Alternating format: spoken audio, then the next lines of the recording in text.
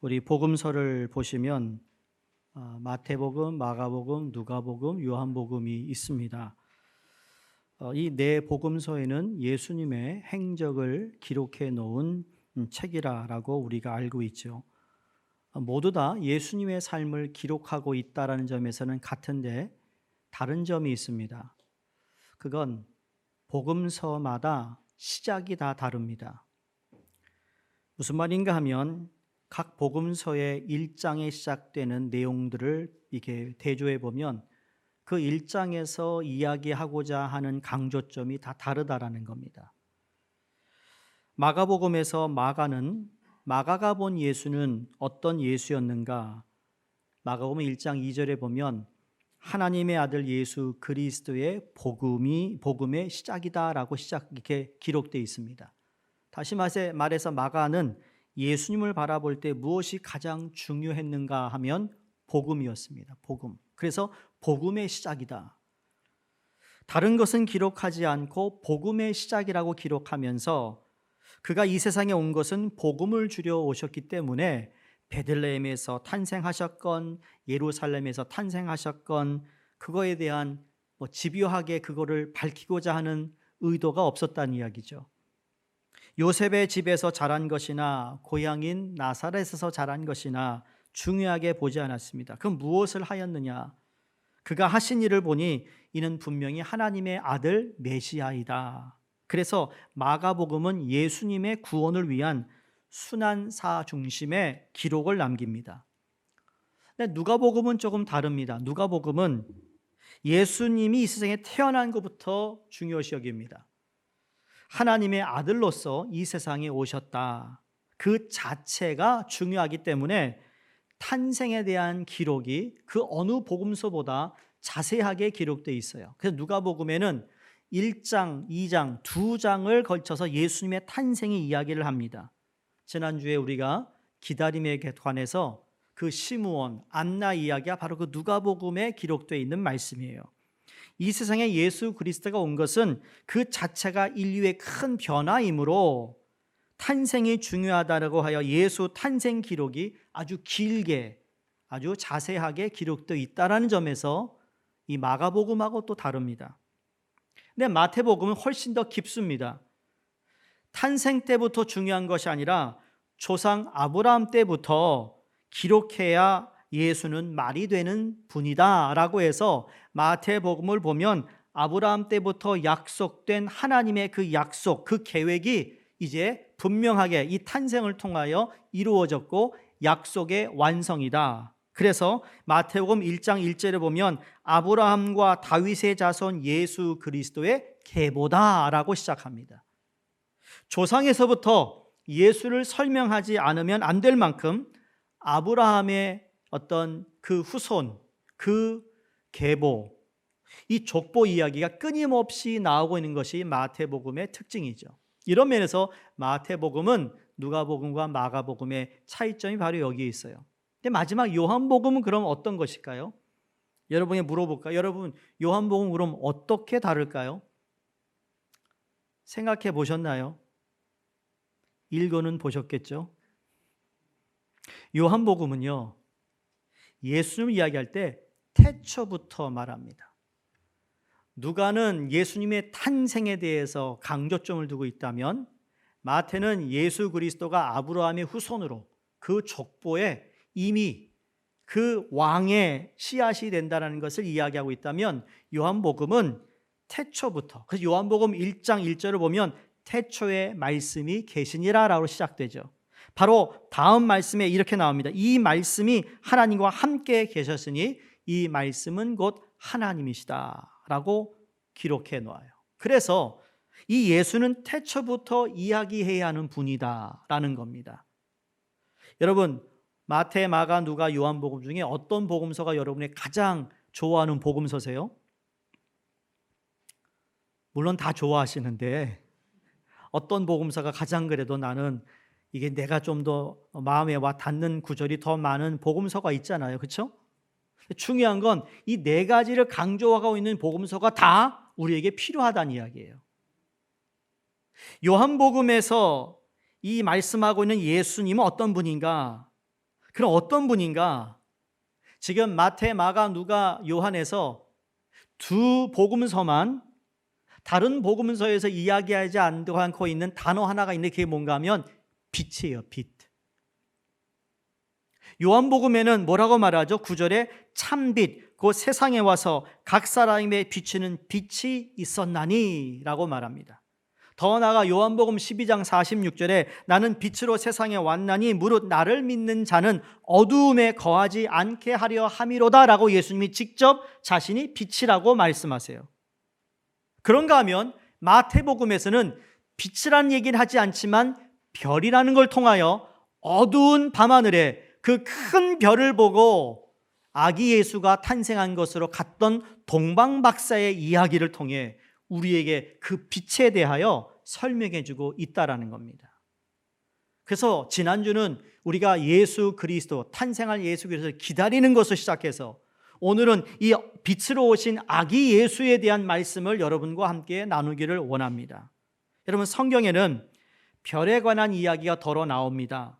이 동방박사의 별의 인도를 받고 갔더니 아기 예수인 곳을 찾아갔다라고 기록되어 있어요. 마태복음에서만 이 나오는 이야기인데 베들레헴의 별을 본 동방박사들은 아마 천문학자이거나 아니면 점성가로 유대인들의 구세주의 왕, 소위 메사야 킹에 대한 예언을 이미 알고 있던 사람들이에요. 이게 종교를 떠나서 옛날에 구약 시대에 그것도 통일 왕국인 다윗이 그 팔레스타인 지역을 다 점령하고 통일 왕국을 이루고 강한 나라로 이루어졌을 때 이미 하나님께서 여러 차례 다윗을 통하여 그 후손인 그 메사야가 온다는 것을 이야기했고, 그 이후에도 여러 북이스라엘과 남유다로 나눠진 가운데서도 예언자를 보내셔서 이 모든 인간의 죄로부터 우리를 구속하실 메시아가 오신다는 예언이 계속 이어졌어요. 그러니까 하늘을 공부하고 별을 공부하고 그 많은 것을 공부했던 이 사람들이 언젠가 시간이 되면 메시아 킹이 온다라는 것을 알고 있었다라는 거예요. 우리가 그런 말 하잖아요. 준비하고 있는 자에게 기회가 오는 거예요. 준비 안 하는 사람은 기회가 온 것도 모르거든요. 아이들이 그러잖아요. 학교 가는 건 좋은데 시험 치는 건 싫어. 그렇죠? 여러분도 그렇죠? 학교는 가겠어. 친구 만나, 점심도 먹어. 그렇죠? 점심 되기 전에 먼저 도시락 까먹어. 그리고 학교 거기 군에 거기 가가지고요. 제가 다닐 때만 해도 상도중학교. 그러면 문방구도 아니야. 조그만 거기에 돈 주면 내가 고를 수도 없어요. 곰보빵 하나 주세요. 단팥빵 하나 주세요. 그게 전부였어요. 그거 하나 먹으면요, 저기 변소 뒤에 가서 먹어야 돼요. 왜? 친구들이 그걸 알고 다 달려들어요. 받자마자 뜁니다. 비닐봉지를 까고 한 입 먹고 그리고 벌써 와서 친구들이 이야 한식 다 먹어요. 그럼 없어요. 그런 때가 있었잖아요.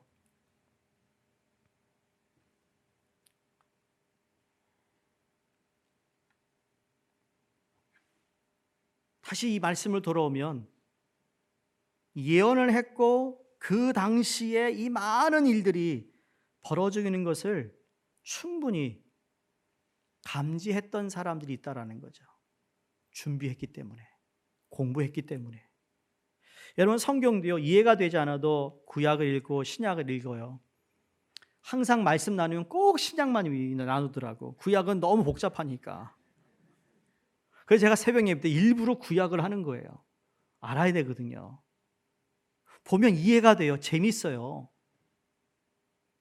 조선 왕조, 여러분 재밌잖아요. 그렇죠? 이거는 지금 유다의 왕조를 읽는 거예요. 이스라엘에. 그렇게 보면 재밌어요.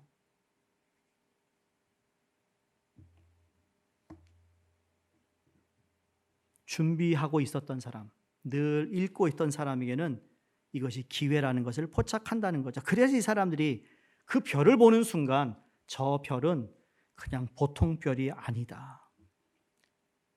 종교를 떠나 미래의 이상적인 세계 통치자에 대한 기대가 사람들에게 널리 퍼져 있었던 때에 이런 위대한 인물들을 탄생을 지시하는 별들에 관한 사상이 어디 저기든 있었다라는 겁니다. 서양에도 있었고 중동에도 있었고 우리나라도 있습니다.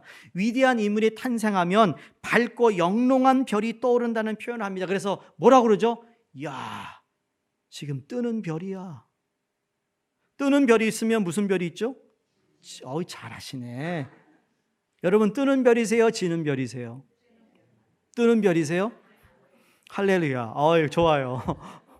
일부 물었더니 아무 말도 못 하더라고. 내가 그래서 대신 대답해 줬어요. 지는 별이라고. 제가 40대에 담임 목회하고 이제 교단 일임 할 때요. 뭐 영어권, 한어권 제가 막 다 그냥 연합 집회 막 하고 다녔잖아요. 뜨는 별이었어요, 그때. 근데 중년이 되니까 뜨는 별은 얘기를 안 하더라고요. 뜨는 별이든 지는 별이든 중요한 건 이 별로서의 별이 여러분 그게 무슨 뭐 오래된 별이든 약한 별은 상관없습니다. 그 별은 빛을 반사하는 것이 별이에요. 나이에 상관없는 거예요. 그런 의미에서 여러분 뜨는 별이 되세요. 여기 보니까 아무도 지는 별이라고 얘기하면 좋아할 뻔 아무도 안 계신 거예요. 아무도 안 계신 것 같아. 근데 제가 그냥 아부하는 게 아니라 별은요 빛을 반사하는 역할을 할 뿐이지 나는 별이 아니에요. 그게 성경적인 해석이죠. 그러니까 주님의 빛을 받으면 받을수록 나는 빛을 반사할 수 있는, 내가 빛이 아니니까. 그런 의미에서 여러분 그 별이 되시기를 주의 이름으로 축원합니다. 자, 지난주 기다림에서 오늘은 빛의 이야기를 하려고 하는데 별은 이런 빛 대신 그리스도를 상징합니다. 어느 날 별을 관찰했던 동방 박사들이 유난히 빛나는 별을 보고 멀리서부터 예루살렘으로 갔다고 그랬어요. 유대인의 왕으로 나시니가 어디 계시뇨? 우리가 동방에서 그의 별을 보고 그에게 경배하러 왔다라고 성경이 기록합니다. 그게 오늘 마태복음 2장 2절의 말씀이에요. 동방 박사들은 이미 구세주의 왕 메시아 킹이 태어났음을 보고 그 별을 보고 알았다라는 거죠. 그분이 어디 계시냐? 근데 갔던 이유가 뭐예요? 딱 한 가지였어요. 경배하러 왔노라. 여러분 성탄절은 하나님 예배하는 날이에요. 주님을. 주일날 다음 주 예배 드리죠. 그 다음 날 성탄절이야.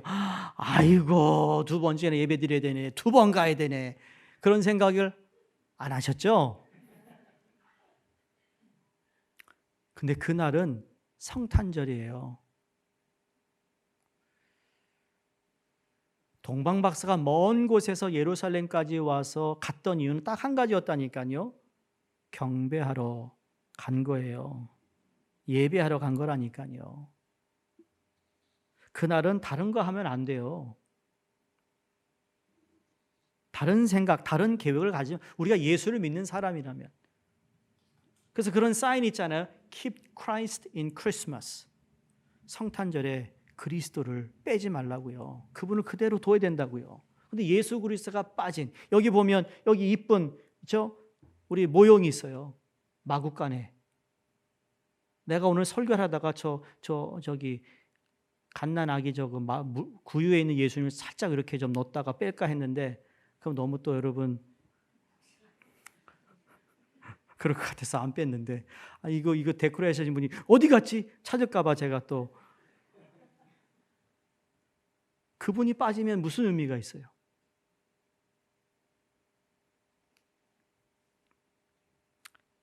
여러분 기억하셔야 됩니다. 경배하러 왔다라는 이 말씀이 너무 중요합니다. 아기 예수가 태어난 첫날부터 경배한 사람이 있었다라는 거예요.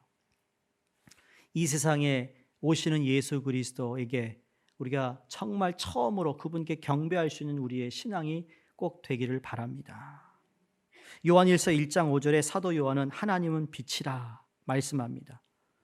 요한복음 8장 12절에도 나는 세상의 빛이다. 나를 따라오는 사람은 어둠 속을 걷지 않고 생명의 빛을 얻을 것이다라고 말씀합니다. 그런 의미에서 이 빛이라고 말씀하신 이 빛에는 크게 세 가지의 빛이 있어요. 하나는 구원의 빛입니다.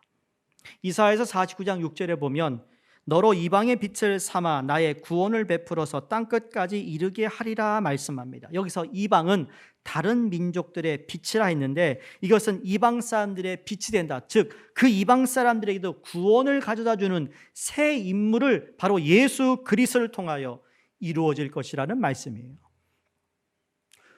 구약시대 유대인들은 자기네들만 구원받는다고 그랬어요. 자기네들만 하나님의 백성이라 했는데 이미 하나님께서는 이 메시아를 보냄을 통하여 이 빛을 통하여 이방인의 빛이 될 것이다라고 말씀하고 있습니다.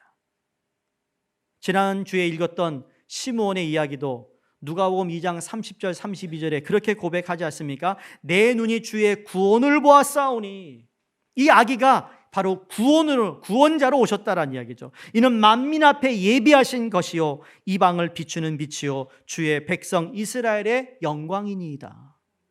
시므온이 얼마나 사모했어요. 사모하고 있는 그에게 성령이 똑같은 이사야의 말씀을 통해 그에게 확신을 주고 있는 말씀이에요.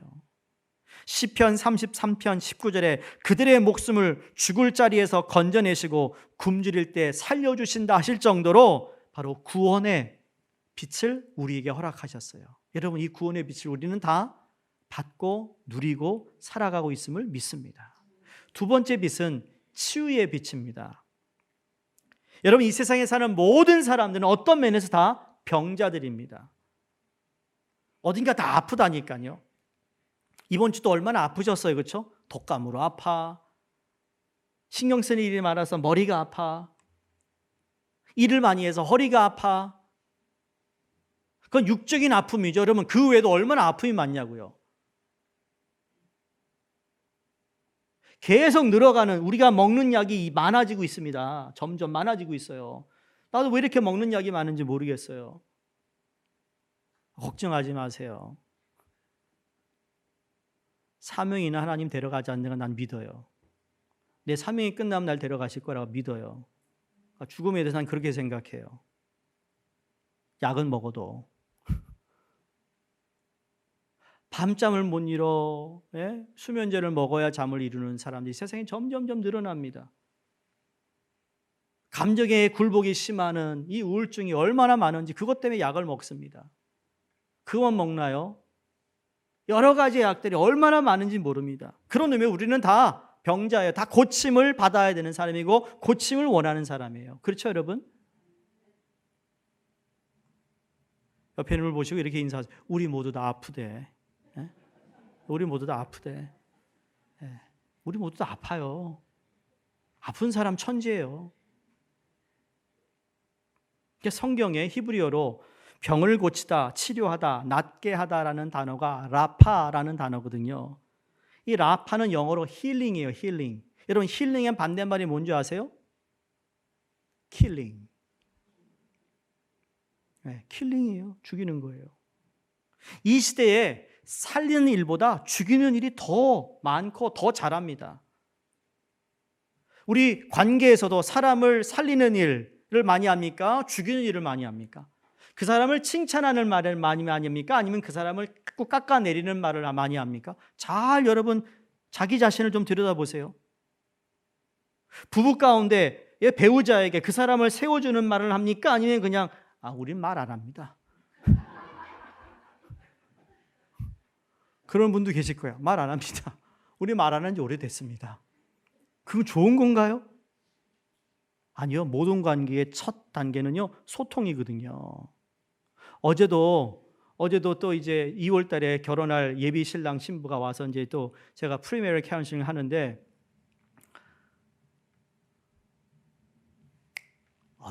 4시가 한다는 걸 깜빡 잊고 있었어요. 사무총회 준비하고 막 설교 준비하다가 막 배를 막 누르는데 이 시간에 올 사람이 없는데 봤더니 어쨌든 거기도 그런 얘기해요.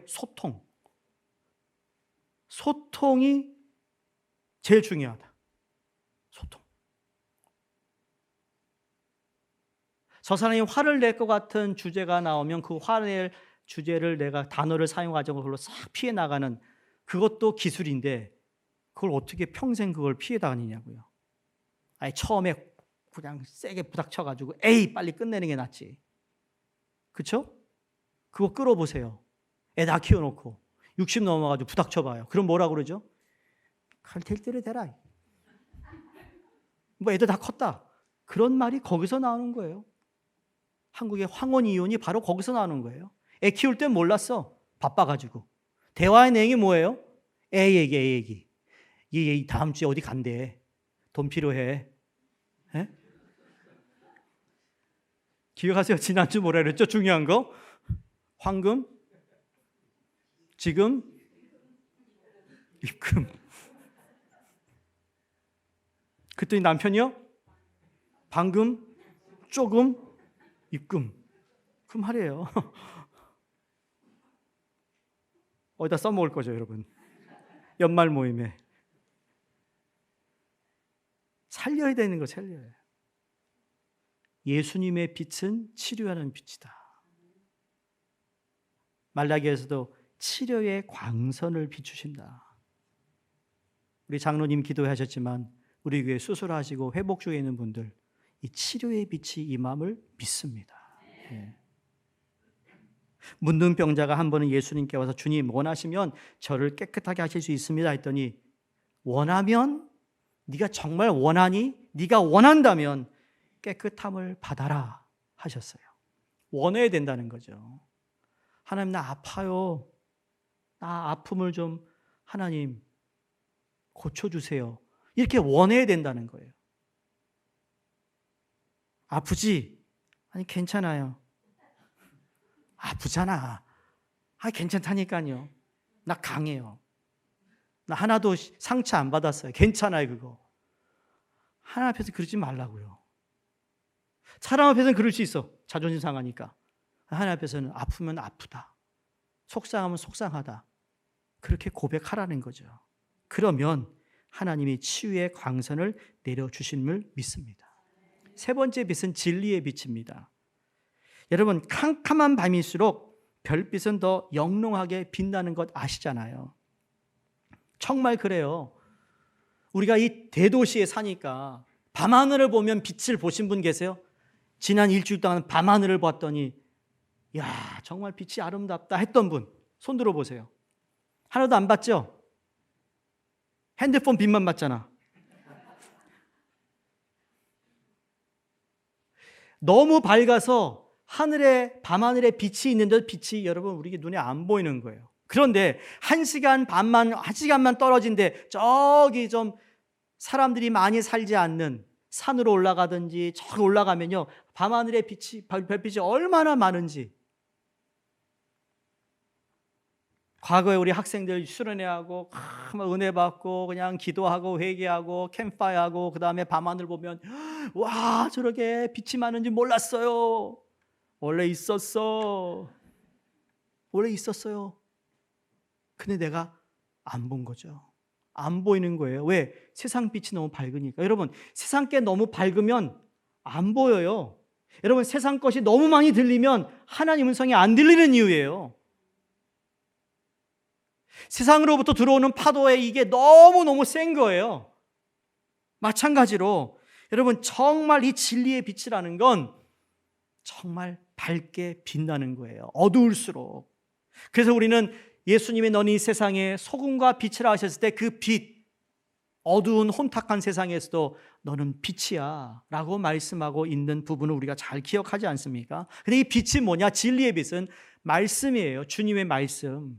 히브리서 4장 12절에 하나님의 말씀은 살아있고 운동력이 있어 좌우에 날쌘 검과 같다고 그랬습니다. 그래 예리하고 그의 영과 혼과 관절과 골수를 쪼개고도 남는다 했는데 그 다음에 뭐라고 그러죠? 마음과 생각의 뜻을 감찰하신다. 여러분이 무슨 생각을 가지고 있고 무슨 마음을 먹고 있는지를 성령께서 아셔서 그 마음과 생각의 적절한 말씀을 우리에게 비춰주시는 거예요. 그래서 그 말씀을 통해 내가 나 자신을 들여다보고 나의 죄를 회개하고 그 말씀의 능력으로 그 불필요한 생각과 그 마음들을 성령의 말씀으로 잘라내고 거두는 일을 함으로 내가 다시 주님 앞에 서게 하는 일을 바로 진리의 빛, 말씀이 그 역할을 한다고 말씀하고 있습니다. 성도인 우리 영혼 속에는 다 어두움이 도사리고 있어요. 누구에게나 어두운 구석이 있다라는 겁니다. 그 어두움이 때로는 죄가 될 수 있고 혼돈일 수 있고 절망일 수 있는데 그렇게 힘든 거예요. 그러나 그 어둠을 쫓아내야 한다는 것입니다. 근데 우리 힘으로는 그 어둠을 쫓아낼 수가 없어요. 우리의 힘으로 쫓아낼 수 없다면 누구의 힘으로 여러분 그걸 쫓아내야 할까요? 그게 바로 진리의 말씀이에요. 뿌리 깊은 것일수록 어려운 것이죠. 힘든 것. 그걸 도려내야 된다는 거죠. 그것은 우리의 마음을 환하게 밝혀주는 등불인 하나님의 말씀을 깊이 묵상하고 그 말씀에 귀를 기울이는 것이라는 겁니다. 올해도 그렇지만 내년에는 여러분 더더욱 말씀의 권능에 힘입어 어두운 모든 것이 물러갈 뿐만 아니라 우리의 영혼이 환해지기를 주 이름으로 축원합니다. 자, 그렇다면 여러분 이렇게 구원의 빛이요 치유의 빛이요 진리의 빛이라면 이제부터 우리가 무엇을 해야 될까? 두 가지만 여러분 말씀드립니다. 빛 대신 그리스도를 바라봐야 합니다. 빛은 봐야 되는 거예요. 빛은 귀로 들리지 않아요. 여러분 우리가 눈을 감고 있어요. 그런데 어두운 방향에 누군가 스위치를 탁 키면 금방 우리가 감지해요. 불이 켜졌다라는 거. 그렇죠? 우리 한번 해볼까요? 눈 감고 다 꺼볼까요? 알아요. 빛이 있다는 걸 안다니까요. 근데 그 빛을 바라봐야 된다는 거죠. 대단한 인물이 태어난 것이 틀림없구나. 그리고 그냥 지나치지 않았어요. 동방 박사들이. 그 대단한 인물이 태어나는데 그 별을 보고 멀리서부터 예루살렘까지 갔다라는 것이 중요한 거예요. 따라간 거예요. 그 별을. 우리 70년대, 80년대 이민 오신 여러분들 옛날 자동차 운전하시고 누구 집을 갈 때 어떻게 가셨어요? 가끔 제가 우리 EM들한테 우리 애들은 얘기합니다. 옛날에는 말이야 퀸스 맵을 따로 사고 맨하탄 맵을 따로 사고 그 다음에 브롱스 맵을 따로 사고 브루클린 맵을 따로 사고 나는 스테산에 살아서 스테산 맵을 따로 사고 그래가지고 맵이 5개나 있어요. 5 boroughs. 그래가지고 주소를 하잖아요. 그러면 이름이 있어. 그 주소 만약에 칼리지 포인트 그럼 칼리지 포인트를 찾아요. 뒤에 내가 왜 설명을 하지? 다 아시죠? 그럼 번호가 있어요. 번호 매치해서 이렇게 하면 여기구나. 그래가지고 거기다 적어가지고 이렇게 해서 찾아가거든요. 그게 옛날 지도였어요. 따라갔어. 오늘 내비게이션처럼 그렇게 척척척척 되지 않았잖아요. 그 얘기해주면 애들이 무슨 말인지 못 알아들어요. 나야가라 폴스를 이제 가족들이 갑니다. 그러면 뭐 저희 형님 차, 우리 차, 부모님 차, 동생 차, 친할아버지 할머니 차타 5대가 쫙 올라갑니다. 가족이 있으니까 한 차로 올라가는 거예요. 여러분 옛날에는 그렇게 가면요 내비게이션 없을 때는요 저 앞차를 따라가야 돼. 저 차 놓치면 안 돼. 그럼 점심이 완전 꽝. 어디 가서 먹기로 했는데 못 먹어요. 그거 아시죠? 경험해 보셨어요? 그러니까 옆에 조수에 앉아있는 사람은 그걸 계속 쳐다봐야 돼요. 그거 놓치면 반 죽는 거야. 모든 블레임이 여기 가거든요.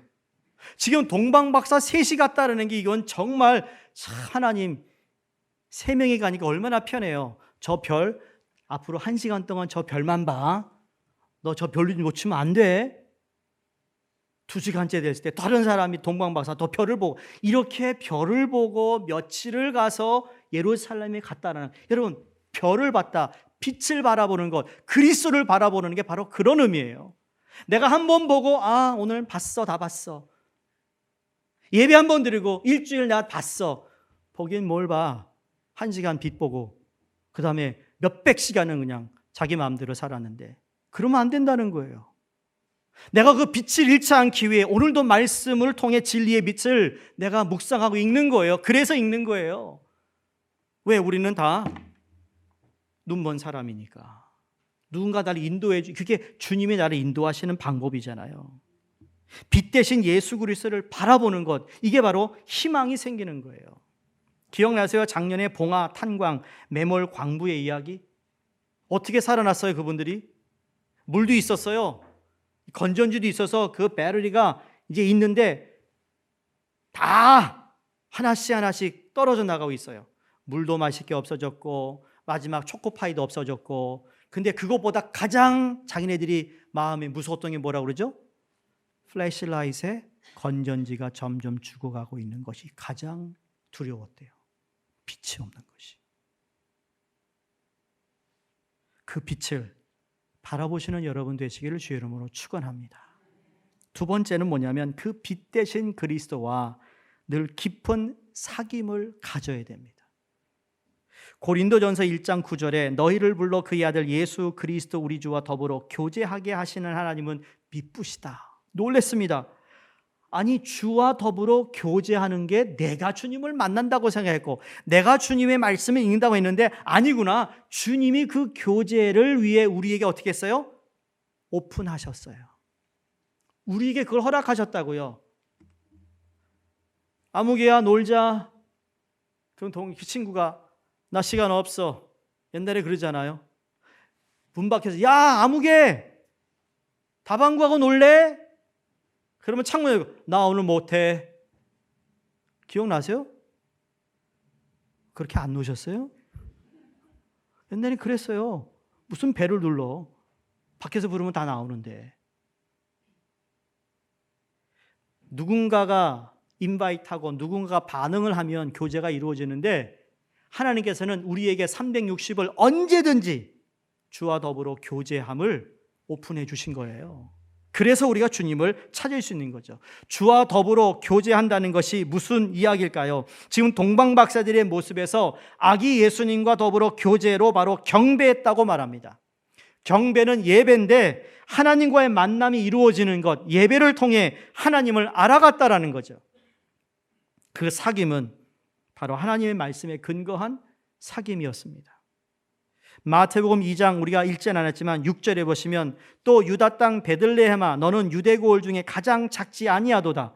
내게서 한 다스리는 자가 나와서 내 백성 이스라엘의 목자가 되리라. 이 말씀은 미가서 5장 2절의 말씀을 그대로 가져온 말씀이에요. 그 약속이 성취됨을 기록한 말씀인데 여기에 우리의 영혼의 목자가 되신다. 만백성의 왕이신 메시아의 탄생을 기리는데 그분과의 교제, 사귐의 중요성을 알리고 있습니다.